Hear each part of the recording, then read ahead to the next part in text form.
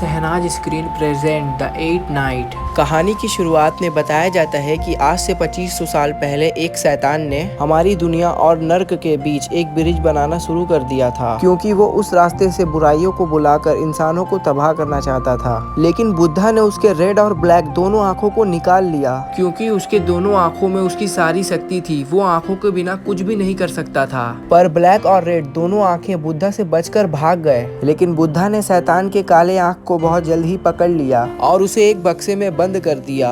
लेकिन रेड आई यहाँ से भागने में कामयाब हो गया और बुद्धा से बचने के लिए 7 दिनों तक 7 आदमियों के बॉडी में छुपते रही। लेकिन 8वीं रात को वो खुद बुद्धा के पास चली गई, क्योंकि उसे पता है कि वो बुद्धा से छुपकर ज्यादा दिन तक नहीं रह सकती। इसके बाद बुद्धा रेड आई को भी एक बक्से में बंद कर दिए। लेकिन बुद्धा एक बात जानते थे कि अगर दोनों आंखें एक साथ मिल गई तो वो मॉन्स्टर वापस आ जाएगा। इसीलिए वो रेड आई को वेस्ट के डिजर्ट में और ब्लैक आई को ईस्ट के पहाड़ों में छुपा दिया। फिर बुद्धा ने अपने स्टूडेंट्स को बताया कि ये दोनों आंखों को एक साथ मिलने मत देना, नहीं तो दुनिया बर्बाद हो सकती है। फिर वक्त गुजरता है और सन 2005 आता है, जहाँ पे एक प्रोफेसर एक रेगिस्तान में आकर रेड आई को ढूंढकर उसकी सच्चाई दुनिया के सामने लाना चाहता है। और काफी सालों के मेहनत के बाद इस आदमी को रेड आई वाला बक्सा मिल जाता है, जिसे बुद्धा ने कई सालों पहले रेगिस्तान में छुपाया था। लेकिन जब ये प्रोफेसर लोगों को इसके बारे में बताते हैं तो कोई भी आदमी इसके बातों पर विश्वास नहीं करता। इसीलिए प्रोफेसर रेड आई को एक्टिवेट करने का डिसाइड कर लेते हैं। फिर हमें 14 साल बाद दिखाया जाता है, यानी प्रेजेंट डे में। और यहाँ हमें पता चलता है कि 35 साल बाद आज लाल मून दिखाई देगा। इसके बाद हमें वही प्रोफेसर दिखाया जाता है जिसने रेड आई के बक्से को खोज लिया था, पर उस समय इनकी बातों पर कोई भी यकीन नहीं किया था। इसीलिए प्रोफेसर लाल मून का निकलने का इंतजार कर रहे थे, क्योंकि रेड आई को रेड मून के सामने ही एक्टिवेट किया जा सकता है।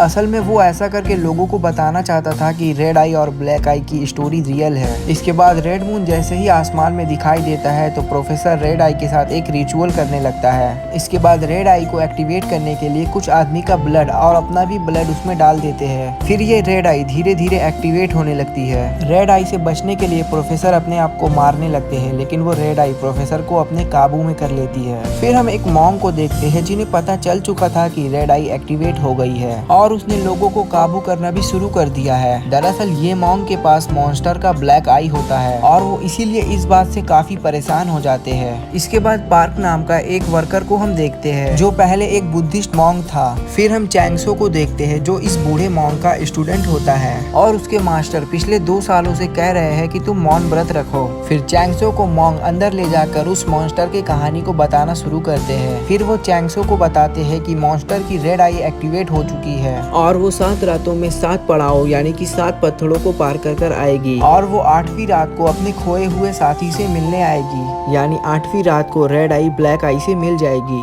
इसके बाद वो मॉन्स्टर आजाद हो जाएगा और बहुत शक्तिशाली हो जाएगा। लेकिन हम उस 7 पत्थरों में से किसी एक पत्थर को हटा दिया। दरअसल 7 पत्थर 7 इंसानों को कहा जा रहा है और ये रेड आई 7 दिनों में 7 इंसान के बॉडी से गुजरेगी, तभी वो ब्लैक आई से मिल पाएगी। और इन 7 दिनों के अंदर 7 आदमियों में से किसी एक आदमी को भी अगर मार दिया जाए तो रेड आई ब्लैक आई से कभी भी नहीं मिल पाएगी और फिर वो मॉन्स्टर कुछ भी नहीं कर पाएगा। इसके बाद दूसरी रात आ जाती है और हमें एक शिकारी दिखाया जाता है। ये शिकारी रात के समय जंगल में आया था। अचानक उसे आगे किसी की आकृति दिखती है और जब वो इसे देखने के लिए खड़ा होता है तो उसके कंधे पे एक हाथ दिखती है। इसका मतलब रेड आई अपने दूसरे पत्थर को अपने काबू में कर लिया है। फिर हम एक कपल को देखते हैं जिनके ब्लड को प्रोफेसर ने टेस्ट के बहाने ले लिया था और इसका मतलब ये होता है कि जब प्रोफेसर रेड आई को एक्टिवेट कर रहे थे तो वो एक्टिवेट करने के लिए इनका ही ब्लड को यूज किया था। फिर यहाँ पे वो शिकारी भी आ जाता है जिसको रेड आई ने जंगल में अपने काबू में कर लिया था और ये आदमी देखने में काफी डरावना लग रहा था। फिर ये आदमी उन दोनों कपल के रूम में आ जाता है और उस लड़के पर अटैक कर देता है। फिर हम चैंगसो को देखते हैं। जब वो बेड से उठता है तो देखता है कि मॉन्क बैठे हुए हैं और मॉन्क उसे ये बताते हैं कि अब समय आ चुका है, तुम पार्क को ढूंढो और उसे बताओ कि मॉन्स्टर आ चुका है। फिर जब चैंगसो नीचे देखता है तो उसे ब्लैक आई वाला बॉक्स भी दिखता है। फिर चैंगसो की नींद खुल जाती है। दरअसल वो एक सपना देख रहा था। उठकर वो ये भी देखता है कि मोंग मर चुके हैं और उनके सामने ब्लैक आई वाला बॉक्स भी है। इसके बाद चैंगसो और कुछ लोग मिलके मोंग का अंतिम संस्कार करते हैं। फिर चैंगसो उस बॉक्स को लेकर पार्क को ढूंढने निकल जाता है।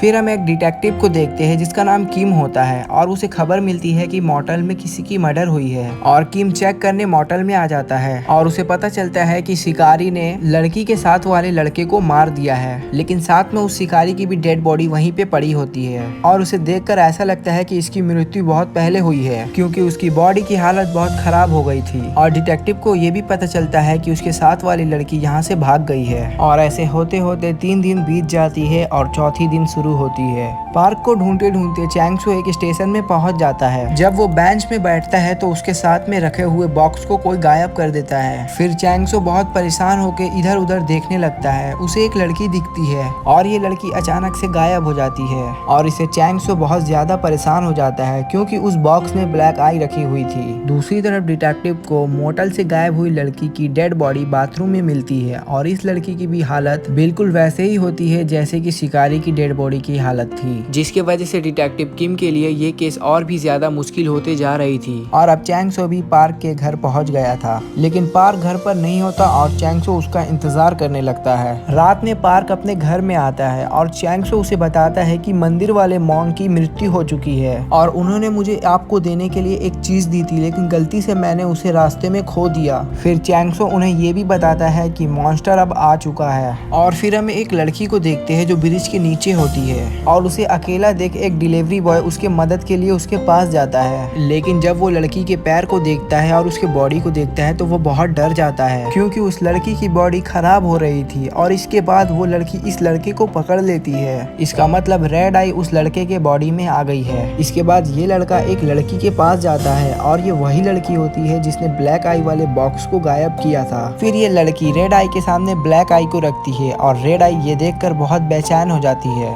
फिर मोंग पार्क से मिलने आते हैं और हमें यहाँ ये पता चलता है कि पार्क किसी वजह से बहुत ज्यादा नाराज है। मोंग पार्क से कहते हैं कि रेड आई पत्थरों को पार करते जा रही है, इसीलिए तुम्हें रेड आई से पहले उस लड़की तक पहुंचना होगा। और फिर अगले दिन यानी कि 5वें दिन पार्क हथियार और कुछ जरूरी सामान लेकर चैंगसो के साथ निकल जाता है। रास्ते में पार्क चैंगसो के लिए एक नया जूता खरीदते हैं और चैंगसो उन्हें थैंक यू बोलता है और इसके वजह से उसका मौन व्रत टूट जाता है। अब ये दोनों मिलकर उस लड़की का एड्रेस पता करने लगते हैं क्योंकि वो लड़की रेड आई की 7वीं टारगेट है। अगर पार्क उस लड़की को मार देगा तो रेड आई ब्लैक आई से कभी भी नहीं मिल पाएगी। रात हो जाती है लेकिन वो लड़की अभी भी इन्हें नहीं मिली होती। तभी यहाँ एक आदमी आता है और वो पार्क से बताता है कि तुम जिस लड़की को ढूंढ रहे हो वो 1 साल पहले देबू चली गई है। फिर हम डिटेक्टिव को देखते हैं जिसे फॉरेंसिक लैब से ये पता चला होता है कि जितने भी लोगों की मृत्यु हुई है उनकी मौत की कोई खास वजह नहीं है, लेकिन सभी के सर पे बहुत गहरी निशान है। और रास्ते में डिटेक्टिव को ब्रिज के नीचे एक डेड बॉडी मिलती है और उसके भी सर पे बहुत गहरी निशान होती है। फिर पार्क और चैंगसो उस आदमी के बताए एड्रेस पे पहुंच जाते हैं। जब दोनों बेंच पर रेस्ट कर रहे होते हैं तो पार्क को अपनी फैमिली की एक्सीडेंट याद आती है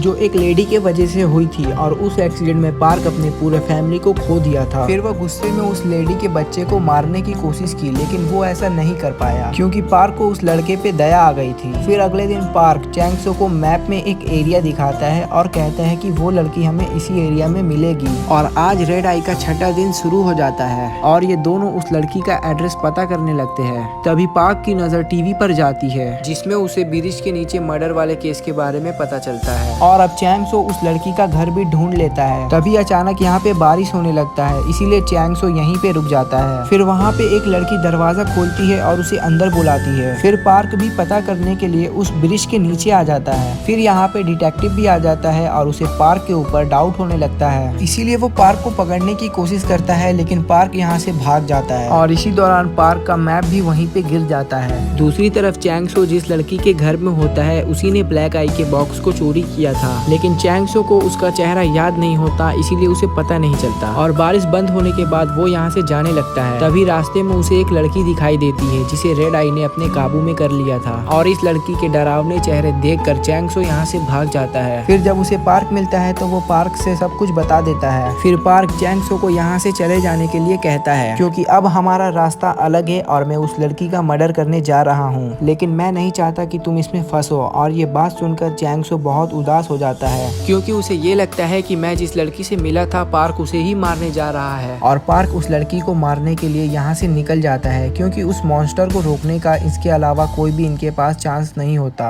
यहाँ पर डिटेक्टिव भी होता है जो पार्क को देख लेता है और वो पार्क का पीछा करने लगता है। लेकिन चैंग सो उस लड़की को बचाने के लिए सबसे पहले वहाँ पर पहुँच जाता है। तभी डिटेक्टिव को एक बात पता चलता है कि प्रोफेसर ने सन 2016 में एक मेडिटेशन वेबसाइट बनाई थी और अभी तक जितने भी लोग मारे गए हैं सभी उस ग्रुप में शामिल थे और अब सिर्फ 2 लड़की बची होती है। डिटेक्टिव उन दोनों लड़की का एड्रेस सेंड करने को कहता है। दूसरी तरफ पार्क उस लड़की के घर तक पहुंच गया था और बस वो उसे मारने वाला होता है, लेकिन तभी अचानक डिटेक्टिव यहाँ आकर उसे रोक लेता है और अरेस्ट करने लगता है। लेकिन अब वो लड़की यहाँ पर आ जाती है और डिटेक्टिव को दूर फेंक देती है, जिससे डिटेक्टिव यहीं पर बेहोश हो जाता है। फिर यहाँ पता चलता है कि पार्क रेड आई के किए गए काबू वाली लड़की को मारने आया था, जबकि चैंगसो को ये लगा होता है कि जिस लड़की से वो सुबह मिला था पार्क उसे मारने जा रहे हैं। इसके बाद पार्क अपने खून से कुल्हाड़ी पर कुछ लिखते हैं और उस लड़की को मारने के लिए उसका पीछा करने लगते हैं। तभी डिटेक्टिव को ढूंढने के लिए उसका असिस्टेंट यहाँ पर आ जाता है, जिसके बाद वो लड़की उसके पास जाकर मदद मांगने लगती है।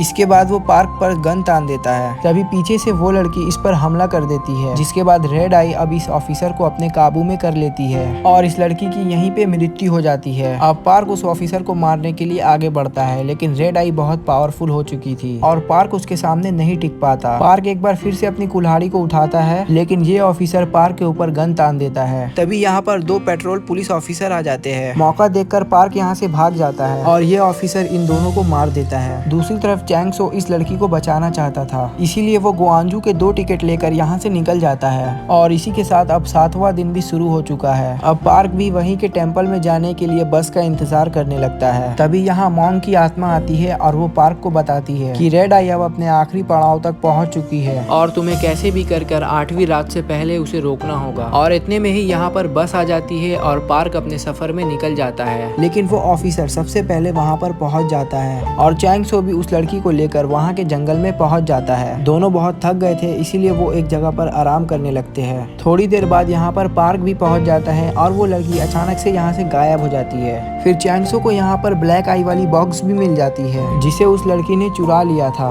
दूसरी तरफ जब डिटेक्टिव इन्वेस्टिगेशन करता है तब उसे लड़की के घर में एक ओल्ड लेडी मिलती है, तो वो बताती है कि वो लड़की एक घोस्ट है, यानी कि एक आत्मा है जो प्रोफेसर को पसंद करती थी, क्योंकि प्रोफेसर ने उसे टॉर्चर होने से बचाया था। फिर प्रोफेसर उस लड़की के साथ और भी कुछ लोगों का खून लेकर रेड आई के लिए एक रिचुअल किया था, इसीलिए रेड आई इन सभी को एक एक करके मार रही है और इस तरह वो अपने आखिरी पड़ाव तक पहुंचने वाली है। इसके बाद रेड आई ब्लैक आई तक पहुंच जाएगी और अब पार्क रेड आई को पकड़ने के लिए एक प्लान बनाता है और जंगल में एक ट्रैप बनाने लगता है, जिसमें वो खुद को ही अपने आप को चारा बना लेता है। इसके बाद वो रिचुअल करना शुरू करता है और चैंग सो एक पेड़ के पीछे छुप जाता है। रिचुअल पूरा होते ही ऑफिसर यानी कि रेड आई यहाँ पर आ जाती है। तब चैंग सो पार्क की कुल्हाड़ी निकाल लेता है, क्योंकि पार्क ने उससे कहा था कि रेड आई को अपने जाल में फंसाने के बाद वो मेरे अंदर प्रवेश करेगी, तब तुम बिना सोचे मुझे कुल्हाड़ी से मार देना। फिर रेड आई पार्क के पास आती है और उसके कान में कहती है कि तुम मेरे किसी भी काम के नहीं हो, क्योंकि मुझे कोई ऐसा चाहिए जो ब्लैक आई के बॉक्स को खोल सके, जो उसका गार्डियंस हो। लेकिन तुम तो ये सब छोड़कर भाग गए थे। ये सब पार्क सुनकर बहुत घबरा जाता है। वो समझ जाता है कि चैंग सो ही ब्लैक आई का असली गार्डियंस है और अब वो ऑफिसर पार्क को गन देकर सुसाइड करने को कहता है, लेकिन पार्क खुद को संभालते हैं और वो ऑफिसर को ही शूट कर देते हैं। इससे ऑफिसर को काफी गुस्सा आता है और वो पार्क को टॉर्चर करने लगता है। पार्क चैंग सो को यहाँ से भागने को कहता है। इसके बाद वो ऑफिसर चैंग सो का पीछा करने लगता है और भागते भागते चैंग सो एक जगह पर गिर जाता है और ऑफिसर यहाँ पर आ जाता है। तभी डिटेक्टिव भी यहाँ पर आ जाता है। डिटेक्टिव उसे रोकने की कोशिश करता है, लेकिन ऑफिसर उसे उठाकर फेंक देता है। अब ये ऑफिसर चैंग सो के पास बढ़ने लगता है। तभी पार्क पीछे से आकर उसे शूट कर देता है और चैंग सो को यहाँ से भागने को कहता है। इसके बाद पार्क अपने कुल्हाड़ी से ऑफिसर पर हमला कर देता है, लेकिन इसी समय डिटेक्टिव पार्क को शूट कर देता है, जिससे पार्क काफी घायल हो जाता है। और जब डिटेक्टिव अपने ऑफिसर को चेक करता है तो वो ऑफिसर मर चुका था और उसके आँख के सामने उसकी बॉडी की हालत काफी खराब हो जाती है। लेकिन रेड आई चैंग सो को अपने काबू में कर चुकी होती है और वो डिटेक्टिव को उठाकर वहाँ से फेंक देता है। उसकी बॉडी एक डाल से टकराती है जिसकी वजह से उसकी वहीं पे मृत्यु हो जाती है। फिर रेड आई पार्क के पास आती है और पार्क उससे रिक्वेस्ट करता है कि तुम मेरी बॉडी को ले लो लेकिन इसे छोड़ दो। इसके बाद रेड आई पार्क को उसके खिलाफ करने लगती है। वो कहती है कि ये वही औरत का बच्चा है जिसने तुम्हारे फैमिली को एक एक्सीडेंट में खत्म कर दिया था। इसके बाद वो पार्क के मन में एक इल्यूजन क्रिएट कर देती है जिससे पार्क को चैंगसू एक छोटा बच्चा दिखने लगता है और पार्क को इस छोटे से बच्चे का गला दबाकर अपने फैमिली का बदला लेने को कहती है। लेकिन पार्क खुद को संभालता है और उसके बिना पता चले उसके चेहरे पर एक स्पेल लिख देता है और रेड आई जैसे ही पार्क को मारने वाली होती है पार्क एक रिचुअल पढ़ने लगता है जिससे वो स्पेल एक्टिवेट हो जाता है और रेड आई चैंगसू के बॉडी से निकलकर पार्क के बॉडी में आ जाता है। जब चैंगसू होश में आता है तो पार्क उसे कहता है कि मुझे कुल्हाड़ी से मारकर खत्म कर दो। ये सुनकर चैंगसू बहुत दुख में आ जाता है लेकिन रेड आई को रोकने के लिए उसे ऐसा करना ही पड़ेगा और जैसे ही वो अपने कुल्हाड़ी से उसे मारता है तो रेड आई यहाँ से गायब हो जाती है और सब कुछ ठीक हो जाता है। फिर चैंगसू को हम एक रेगिस्तान में देखते हैं जहाँ वो रेड आई को फिर से उसके जगह पे दफन कर देता है, ठीक वही जगह पे जहाँ आज से 2500 साल पहले बुद्धा ने उसे रखा था। फिर यहाँ पे आत्मा वाली लड़की भी दिखाई देती है जिसके पैर से अब चैन खुल जाती है। इसका मतलब अब इस लड़की को मुक्ति मिल गई है और इसी के साथ ये फिल्म ये कहानी यहीं पर खत्म हो जाती है। ये मूवी 2021 में रिलीज हुई थी। IMDb पे इसकी रेटिंग 10 में से 5.1 है। उम्मीद करते हैं कि ये कहानी आपको बहुत पसंद आई होगी। अगर आपको एक्सप्लेनेशन पसंद आई होगी तो प्लीज चैनल को सब्सक्राइब कर लेना।